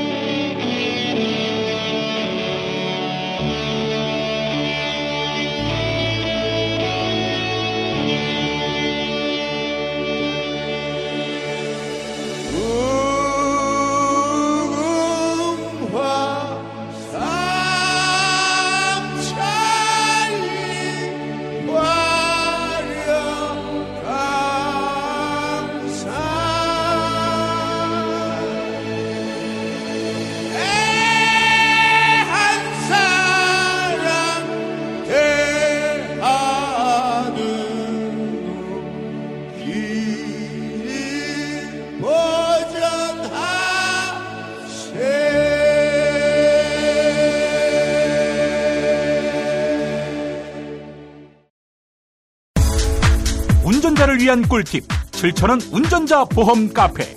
알고 계세요? 교통사고가 나면 형사합의금, 벌금, 변호사 비용 이거 자동차 보험에서는 보장 못해요. 운전자 상해까지도 책임져드리는 7,000원 운전자 보험 카페. 버스, 택시, 트럭 등 영업용 차량 운전자를 위한 12,500원 운전자 보험 카페도 있습니다. 실손, 부모님 건강, 자녀 보험도 안내해드립니다. 02849-9730 연중 무휴라 언제든 02849-9730. 어머님, 아버님 오래오래 건강하세요. 개업 축하합니다. 온세다 잠드소서. 결혼을 축하합니다. 형부, 우리 언니 반품은 안 됩니다. 차장 승진하신 주과장님, 주차장 되신 거 축하해요. 우리 같이 산 게 벌써 7년이나 됐네. 썩 짜릿했던 시간이었어. 태어나서 처음으로 여자에게 보내는 꽃이야. 너랑 닮은 꽃. 생일 축하해. 사랑과 축하, 위로가 있는 곳에 좋은 사람과 플라워. 1566-0263 1566-0263입니다. 6살 하늘이 밥을 잘 안 먹어요. 그런데 이때 택배입니다. 연지연 곰탕이 배달됐어요. 직접 도끼로 팬 장작불 위에 한우 사골과 도가니를 가마솥에 한가득 넣고 24시간 끓인 진구. 연지연 곰탕이 하늘이 입에 들어가는 순간, 아, 맛있다. 엄마 한 그릇 더 주세요. 조미료 같은 첨가물이 전혀 들어가지 않아 엄마의 기쁨은 더하답니다. 7팩 이상 무료 배송합니다. 주문 전화는 010-7252-1114 010-7252-1114. 오늘을 읽는 책, 문학평론가인 국민대학교 국문학과 정선태 교수와 함께합니다. 정선태 교수님 나와 계시죠? 네, 안녕하세요. 예, 모든 분들께 다 여쭙습니다마는 박근혜 구속 어떻게 새벽에 일어나서 접하셨습니까? 저는 3시 이후에 봤는데. 아, 그러니까 그렇습니다. 내내 안 주무시고? 못 잤죠. 아, 박근혜 구속될지 말지 그거 보시려고? 네, 그렇습니다. 예. 뭐 자업자득에다가 사필 규정이죠. 아, 인과응보는 어떻습니까? 뭐 인과응보이기도 하고요. 예. 그런데 더 중요한 건 예. 지금 많은 시민들이 우리가 무슨 일을 했는지 잘 모르시는 것 같아요. 아, 예. 지금 엄청난 일을 했는데 예. 정말 희대의 그 혼군이라 그러죠. 예. 지도자를 예. 시민의 힘으로 몰아내고 드디어 이 구속까지 가게 했다는 것은 그것도 아주 평화로운 방법으로. 예, 예, 예. 세계 역사에서 찾아보기 드문 정말 그야말로 혁명적 사건입니다. 우리 시민들의 힘을 이번 기회에 정확하게 인식했으면 좋겠습니다. 예. 그러니까 한마디로 얘기해서 이런 얘기 많이 했습니다만은 프랑스처럼 루이 16세의 네. 경우처럼 왕의 목을 친 사건 아니겠습니까? 민중들이. 그렇죠. 그렇죠. 네. 목을 치되 아주 평화로운 방법으로. 아. 언젠가 제가 말씀드렸지만은 한국에서 작년 10월부터 지금까지 또 앞으로 벌어질 일련의 정치적, 사회적 사건들은 이 아시아뿐만 아니고 세계 민주주의 역사에 정말 중요한 일로 기록될 것이라고 생각합니다. 예. 뭐 일본에 제가 아는 친구는 뭐 놀라워 어쩔 줄 모르고요. 한국은 이런 일이 가능하구나라는 게. 예. 뭐 중국 친구들은 전혀 뭐 이런 그 상황을 상상할 수가 없으니까 이게 정말 그 민주주의구나라는 것을 간접적으로 인식하고 있는 것 같습니다. 예. 뭐 외신들의 보도도 뭐 한결같죠. 그 저변에는 한국 그 시민들에 대한, 한국 민중들의 힘에 대한 놀라움과 경탄이 있는 것 같습니다. 이건 예. 자화자찬이 아니고요. 예. 이 서구 역사뿐만 아니고 이 세계사에서 이런 과정을 겪는 경우가 많지가 않아요. 예.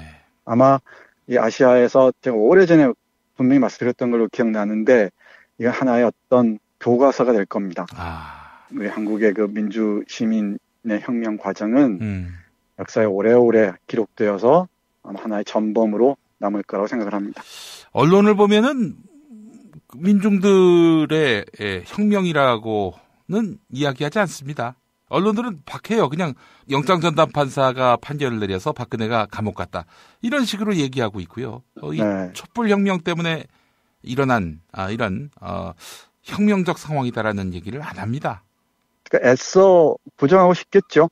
그리고 몇몇 개인의 뭐 성향이나 뭐 기질, 특성을 강조하면서 그걸 무지르고 싶긴 하겠지만은 역사라는 게 당대에 그 즉각적으로 평가받거나 그러진 않잖아요. 예. 시간이 좀 지나고 나면은 그 뒷배가 뭐였는지 김 PD가 자유당 예비 대선 후보로 나와서 연설 비슷하게 하잖아요. 예. 거기서 얘기했듯이 국회와 헌재와 검찰과 법원을 압박한 게 바로 시민의 힘입니다. 예. 그 사실은 뭐 명백하고요. 예. 그걸 이제 이 언론이나 권력의 중심부에 있는 자들은 어떻게든 감추고 싶겠죠. 예. 근데 그게 감춰진다고 감춰지겠습니까? 시민이 만들어낸 혁명입니다. 이 혁명의 의미를 지금은 기득권에 쩔어 있고 지배당하는 언론들이 외면하려 하겠지만 10년, 20년, 30년 뒤의 역사는 이 민중혁명으로 틀림없이 기억될 것이기 때문에 우리는 분명히 여기에 대해서 자부심을 가질 필요가 있겠다. 그런 네, 그 말씀입니다. 해봤습니다. 예. 아유, 교수님, 그럼 오늘 어떤 작품을 또 소개를 해주시겠습니까? 네, 오늘은 시가 있는 주말입니다. 예. 고민을 하다가 황무지를 골랐습니다. 우리 김 PD 4월 하면 딱 떠오르는 게 뭡니까? 만우절? 4월 1일 만우절, 4월 5일 식목일, 4월 30일 충무공 탄신일, 뭐 그렇습니다. 우리 4월 하면은 꼭 떠올리는 식구가 있죠. 4월은 가장 잔인한 달, 이런, 뭐, 상투적으로 쓰는데, 이 식구는 T.S. 엘리엇이라는 그 시인의 황무지의 첫 문장입니다. 본문의 첫 문장. T.S. 엘리엇의 황무지는 1922년에 발표되었는데요.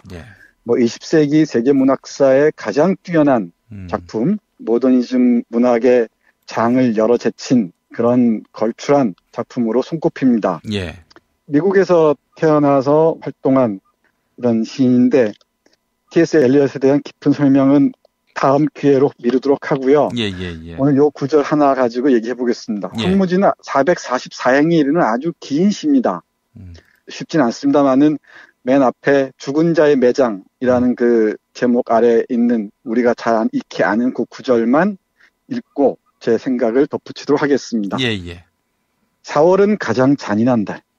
죽은 땅에서 라일락을 키워내고 추억과 욕정을 뒤섞고 잠든 뿌리를 봄비로 깨운다. 겨울은 오히려 따뜻했다. 잘 있게 해주는 눈으로 대지를 덮고 마른 구근으로 약간의 목숨을 되어주었다. 여기까지만 읽겠습니다.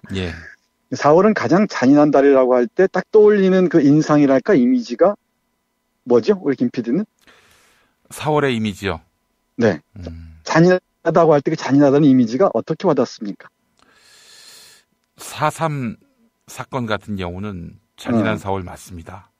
그런 식으로 이해하기 쉽죠. 예. 또 4.19도 그렇고 예를 들면은 4.3 같은 역사적으로 잔인했던 날들이 많아서 또 4.16도 그렇고요. 그렇습니다.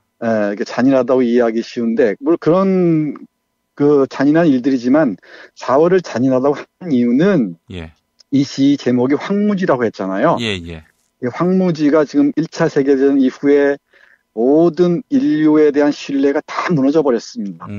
인간에 대한 신뢰가 무너져 버리고 인간 이성의 그 폭력성에 직면한 시인은 통탄할 수밖에 없죠. 그 상황을 황무지라고 얘기했던 겁니다. 근데 이 황무지에서 막 싹이 돋아나고 생명이 자기 몸짓을 하고 또 추억과 욕정을 뒤섞고 또 잠들어 있는 뿌리를 봄비가 깨우고 이런 시점이에요.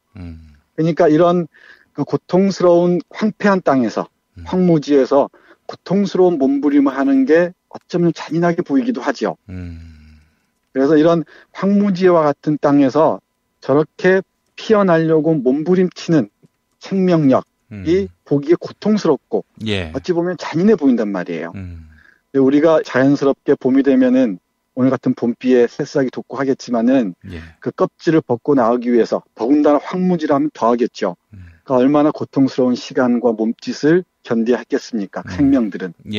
그런 점에서 황무지에서 볼 때 황무지에서 생명의 몸짓은 아주 애처롭고 잔인해 보이기도 하죠. 이건 황무지로 변한 땅에서 새로운 부활을 꿈꾸기 위해서 치러야 할 고통의 대가인지도 모르겠습니다. 예. 제가 이 시를 떠올린 이유는 지금 우리의 정치 상황이나 이완배 기자가 자주 얘기하듯이 경제 상황도 정 일촉즉발의 위기잖아요. 예. 어쩌면 우리가 황무지 상태에 버금가는 그런 상황에 놓인지도 모르겠는데 이 봄에 4월에 이 자연의 생명들이 돋아나고 몸짓을 하듯이 한국의 민주주의와 우리의 그 삶의 풍경도 고통스럽지만 새로운 방향으로 나아갔으면 어떨까 싶어서 예. 이 T.S. 엘리엇의 황무지에 실려있는 한 구절을 여러분께 소개해드렸습니다. 예. 그러니까 어찌 보면은 사람들에 따라 그럴 수도 있죠. 뭐 전직 대통령인데 이렇게 감옥에까지 가두느냐. 착한 마음이 동해서 예. 동정을 표하는 사람도 없지 않을 줄 아는데 이게 어찌 조금 잔인해 보일 수도 있지만 또 고통스럽게 보일 수도 있지만 정말 새로운 생명 키우기 위해서는 이건 필수적입니다. 예. 그렇지 않으면은 제가 계속 강조합니다만 온정주의가 좀 더 확산되거나 그러는 순간에 또다시 우리는 이 과거의 그 족쇄에 갇혀야 할 거라고 생각합니다. 네. 아니, 뭐, 불쌍하고 측은하게 여겨도요. 네. 아니, 사과를 한 사람한테나 그런 생각을 해야 되는 거 아닙니까? 그러게 말입니다. 아마 그 양반 뇌 속에는 사과나 이런 어휘들이 장착돼 있지 않은 모양이에요. 예. 잘못을 기본적으로 인정하지 않는 사람에 대해서 왜 성대적으로 용서를 해줘야 하는 건지. 사실 김영삼 정부 때도 YS가 뭐 이젠 과거를 잊고 뭐 미래로 나가자 이러면서 발포 명령자가 누군지조차 밝히지 않는 전두환을 용서하자 이랬던 거 아니겠어요? 그러다가 정략적으로 나중에 5.18 특별법을 만들어서 전두환 노태우를 감옥에 넣었습니다만은 진정성이 없는 거죠. 그렇죠. 그러니까 그런 역사를 반복하지 않기 위해서라도 우리 4월이 잔인해 보일지 모르지만은 그 잔인함이 새로운 생명을 기르는 대가라고 생각하고 우리가 설정한 방향을 따라 나가야 될 줄 압니다. 그리고 많은 그 언론들이 얘기합디다마는 감옥에 들어가는 순간 세월호가 목포 신항에 정박했다 그러잖아요. 예. 오늘 비가 예사롭지 않아 보입니다. 뭐 세월호의 수많은 생명들의 원한의 눈물 같기도 하고요. 예. 어찌 보면 또 기쁨의 눈물처럼 보이기도 하고 진실을 밝히고 새로운 그 삶을 우리가 현실화해야 그 아까운 생명들에게 조금이라도 덜 미안하지 않겠습니까? 예. 아니 그 인양하던 날 그 원주에서 떴던 그 리본 구름. 예. 이것도 역시 예사롭지 않고요. 네. 그 단원고에 날아오르던 그 비둘기 생각납니까? 네, 예. 아, 그것도 그렇고요. 네, 이건 천문학적인 영역입니다. 뭐 논리와 이성의 영역에서는 헤아리기 힘든 그런 그 영역이 있는 것 같습니다. 하늘의 영역이 분명히 있는 것 같아요.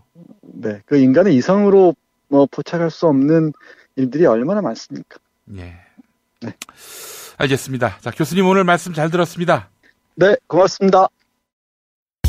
김용민 브리핑과 함께하는 브리핑 대리운전 1522-9687 1522-9687 수익금 일부는 김용민 브리핑 드라마 악인 열전 제작비로 쓰입니다. 박근혜가 구속되면 1회 공짜 이용이 가능한 대리운전 브리핑 대리운전 브리핑 대리운전 번호 잊지 않으셨죠? 1522-9687 1522-9687 저는 오늘로 대통령직을 사퇴합니다. 이주노동 희망센터 이사 권영국 변호사입니다. 이주노동 희망센터는 동남아시아 저개발 국가의 이주노동자들과 함께하고 있습니다. 시골 오지 마을에 학교를 만들고 마을 주민들이 공동체를 이루어 운영하도록 돕습니다. 포털 검색창이나 페이스북에서 이주노동 희망센터를 검색하시어 후원회원이 되어주세요. 노동 존중 생산과 소비를 통한 사회연대를 추구하는 문자당이 함께합니다. 매일 일부 코너지요. 뉴스 듣기 능력 평가 당첨자께 도서출판 YB에서 협찬하는 16년차 마케팅 전문가가 알려주는 21세기 마케팅 이 책을 보내드립니다. 16년 동안 마케터로 일한 저자가 집필한 책 16년차 마케팅 전문가가 알려주는 21세기 마케팅 관점의 극적인 변화를 드릴 겁니다. 마케팅의 모든 것을 설명하는 책 16년차 마케팅 전문가가 알려주는 21세기 마케팅. 네, 전문가도 비전문가도 모두 이해할 만한 내용이 담겨 있다고 합니다. 여러분의 많은 관심 부탁드리겠습니다. 자, 그리고 매주 토요일 정답자 가운데 한 분께는 거제도 펜션 이용권 함께 드립니다. 두모실 펜션, 경남 거제시 장목면에 위치해 있는데요. 남해바다의 절경을 한눈에 즐기실 수 있습니다. 포털 사이트에서 두모실 펜션 찾아주시면 감사하겠습니다. 토요일 정답자 가운데 다른 한 분께는 남양주에 위치한 독채 무인 펜션 머문빌리지 이용권을 격주로 드립니다. 대지 2,000평과 건물 2동을 오직 한 팀의 고객에게만 서비스하는 펜션인데요. 카페, 바베큐장, 영화, 음향시설 등이 준비되어 있습니다. 포털 사이트에서 머문빌리지 검색해 주시면 되겠습니다. 자, 어제 뉴스 듣기 능력 평가는 춘향전에서 춘향이의 엄마가 누구인지 맞히는 거였죠. 정답은 월매였습니다. 박통님 식사하셨어요님. 박근혜의 호칭은 전직 대통령이 아닙니다. 국민의 손에 의해 파면당한 대통령입니다. 네, 맞습니다. 똥깨미님, 드디어 각하가 구속됐네요. 수감 번호는 세월호를 잊지 말자는 의미의 0416번이 어떨까요? 혹시 1818은 또 어떨까요? 자, 이번에는 어제 문안토론 퀴즈 당첨자입니다. 당첨자께는 세상에서 가장 맛있는 김치 이담채 김치를 보내드립니다.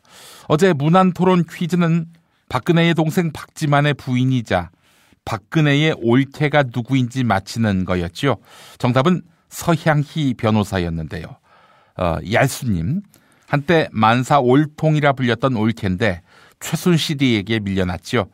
박근혜 구속 즐거운 주말입니다 라고 하셨습니다.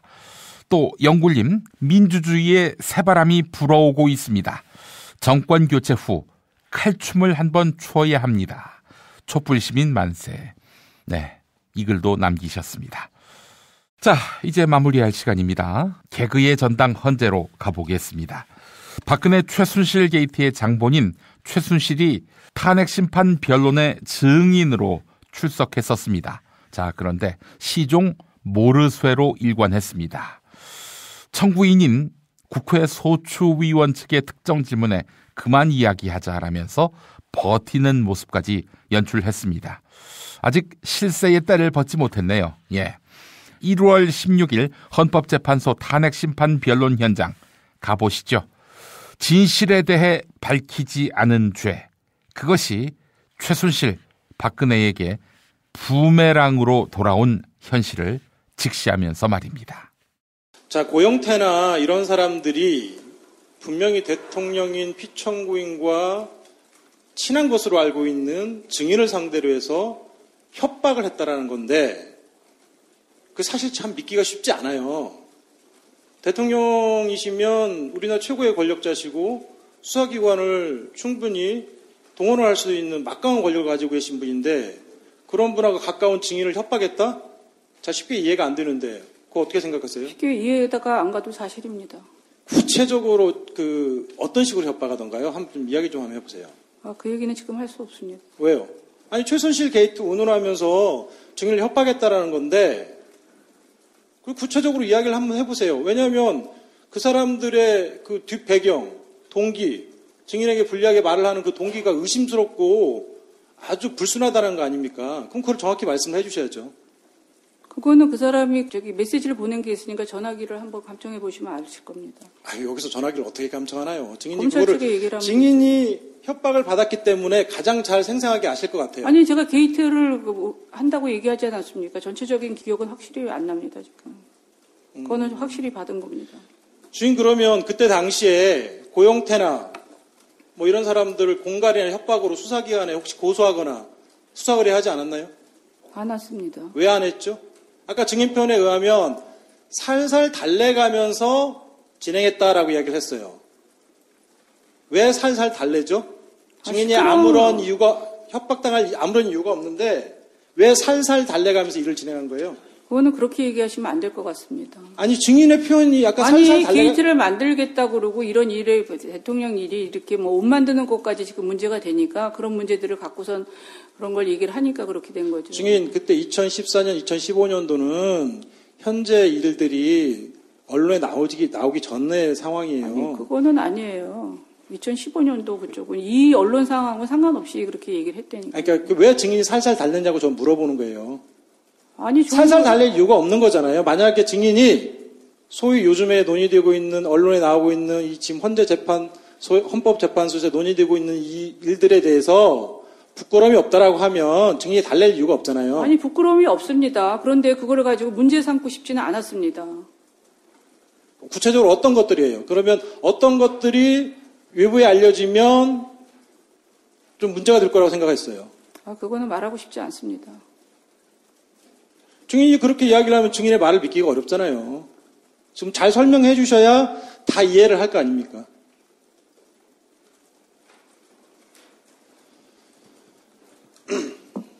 아까 제가 설명을 드렸습니다, 저쪽에.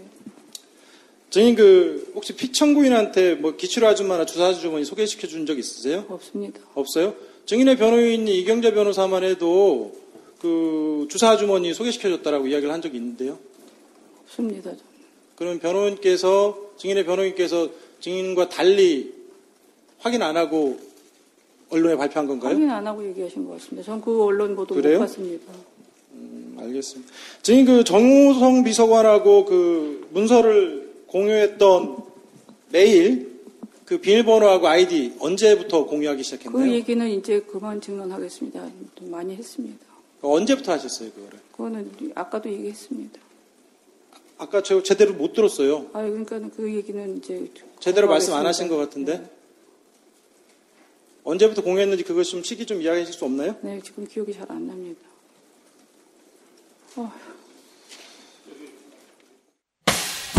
김용민 브리핑과 함께한 시간 어떠셨어요? 다음 시간에도 보다 바르고 알차며 즐거운 정보로 여러분을 찾아가겠습니다. 팟캐스트 포털 팟빵에서 다운로드하기, 구독하기, 별점 주기, 댓글 달기로 응원해주세요. 잊지 마세요. 다운로드하기, 구독하기, 별점 주기, 댓글 달기.